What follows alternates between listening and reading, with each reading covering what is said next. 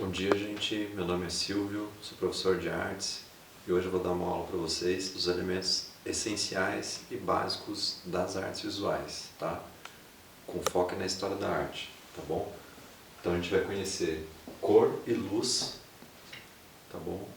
As mais variadas formas de luz ao longo da história da arte: cor, luz, cor, pigmento, ponto, linha, cor, forma, com ênfase na história, tá certo? Então vamos mandar bronca, porque a gente tem pouco tempo, tá certo? Bom, então, só para vocês se situarem, então, tracei uma linha da história da arte e eu vou falar sobre algumas obras a partir de 1450 até a Idade Contemporânea. Vamos lá. Bom, ao mesmo tempo, não se apeguem à questão da história, porque não é o foco da aula de hoje, né? Vocês vão continuar estudando a história da arte, né? Depois que vocês saíram do ensino fundamental até o terceiro ano, e para mais, então, vai se desdobrar ao longo da vida para poder compreender melhor essa questão, tá bom? Estejam cientes, então, né, de que hoje, na contemporaneidade, é fácil, né, produzir imagens, né, tirar foto, postar na internet, produzir desenho com tablet, né, aplicativos, né, facilita a vida de uma forma geral.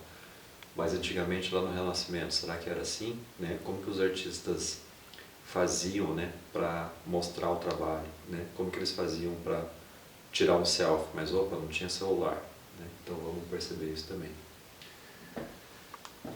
Bom, se tratando então, vamos começar com a linha, que é um elemento essencial, tá? Então linha, diversas formas, tá? As três linhas básicas da construção da imagem, tá? Mais especificamente da engenharia e também da geometria. Linha horizontal, linha diagonal e linha vertical. Curva, ondulada, quebrada, aspiral e uma série de linhas que podem derivar dessas linhas, né? Linhas orgânicas, tá bom? Sendo tracejadas, né, de forma manual pela gente. Ponto, tá? Como ideia, né, como conceito, ideia. Uma sequência de pontos pode ser uma ideia de linha, tá bom? Diversos pontos, um do lado do outro, pode-se criar uma textura, tá bom? Um ponto branco pode ser a ideia de uma lua, se fosse preto seria a ideia de um buraco, tá? Ponto é o início, né, que se começa a produzir um desenho e pode ser também o ponto final, por exemplo, então, no caso da língua portuguesa. Um exemplo aqui das artes visuais é uma técnica mista do artista Vic Muniz, contemporâneo, que ele retrata crianças com açúcar, né? Então, assim, exemplo de produção das artes visuais com ponto. Exemplo da produção do desenho com linha, do Van Gogh. Forma, falando do ponto, da linha, né? Vamos falar da cor daqui a pouco, e agora da forma. Círculo, triângulo, quadrado. As três formas carregam ideias diferentes, né? A roda como uma das maiores invenções do homem, o triângulo como forma que aparece a linha da perspectiva, né? Porque a linha diagonal traz essa ideia de perspectiva para nós.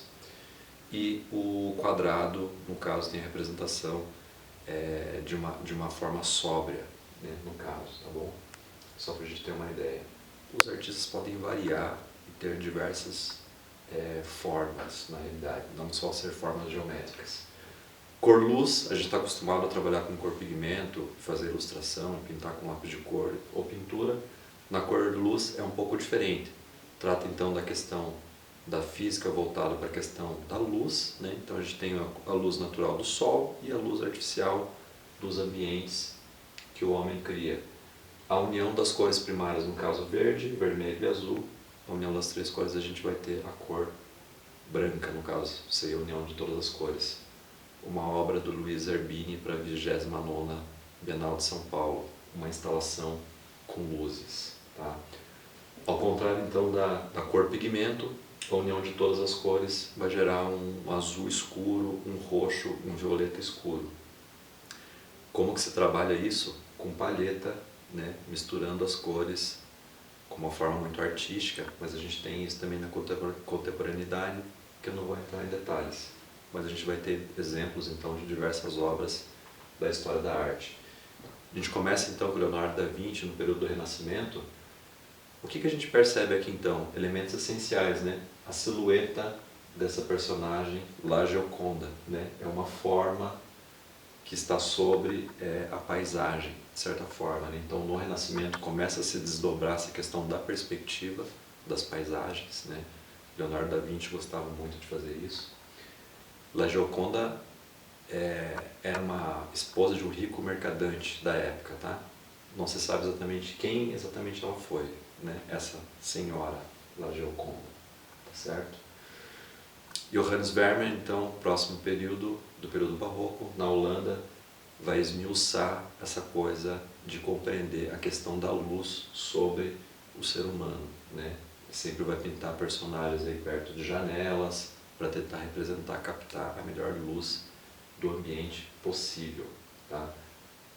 Usava a câmera escura no começo de descoberta de desenvolvimento da câmera fotográfica.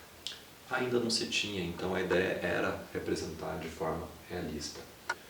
Pintor da corte do Napoleão Bonaparte, Jacques Louis David, Napoleão subindo os Alpes. Eugène Delacroix, já no período posterior do romantismo, com tema bíblico aqui, Jesus atravessando o Mar da Galileia. A gente percebe então uma relação de formas orgânicas intensa. Não existe muita linha aqui de desenho, na realidade, né? Não vou entrar em detalhes aqui na questão religiosa, mas existem várias ideias sobre o tema dessa pintura. Mas o que a gente tem que se apegar é como o artista vai trabalhando e desenvolvendo a questão da linha, do ponto, da cor e da forma ao longo da história da arte. Aqui então, em inglês, William Turner, o que ele vai fazer? Ele vai trabalhar a realidade como ele realmente enxerga. Se tiver um mormaço, ele vai pintar. Se tiver uma fumaça, ele vai representar, né?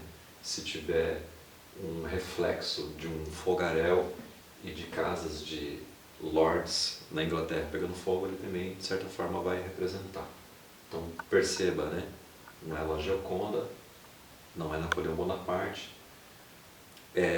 Quem são esses personagens, né? Ninguém famoso, é simplesmente pessoas simples, camponeses, fazendo uma oração no final da tarde, ali depois ou seja, trabalhar na lavoura. Então, Miller, François Miller, vai ser um dos precursores do período do realismo, ainda apegado à questão do classicismo, mas houve uma revolução de certa forma temática aqui, e aqui já vai haver outra revolução também. Pós-impressionismo, Georges Seurat, uma pintura enorme, tá? 2 metros por 3 metros, pequenos pontos, ele vai estar fazendo pequenas pinceladas, pequenos pontos, representando aí esse elemento essencial, básico, que é o ponto. Não é ponto, é uma representação da imagem através da linha. Vincent van Gogh, aqui, ó, Noite Estrelada, uma belíssima obra. Bom, representação aqui então da cor, da forma, do desenho, né, do pintor Henri Matisse, os Fauves, os Feras, tá? Mais voltado para o desenho do que da representação da realidade, de certa forma, tá bom? Uma outra perspectiva, a representação, a relação da forma com o desenho, tentando buscar uma outra perspectiva, uma outra saída para a questão da imagem. Pablo Picasso na Espanha, representação do surrealismo também na Espanha, do Salvador Dalí. Paul Klee, começando a se desdobrar a questão da arte abstrata. Piet Mondrian esmiuçou a questão da arte abstrata também. E a gente sai aqui então e termina a aula com Vassily Kandinsky, o russo, foi professor de arte também, e o que ele conseguiu? Ele esmiuçou toda a questão aqui da representação dos elementos essenciais, ponto, linha, forma e cor. É isso. Até mais.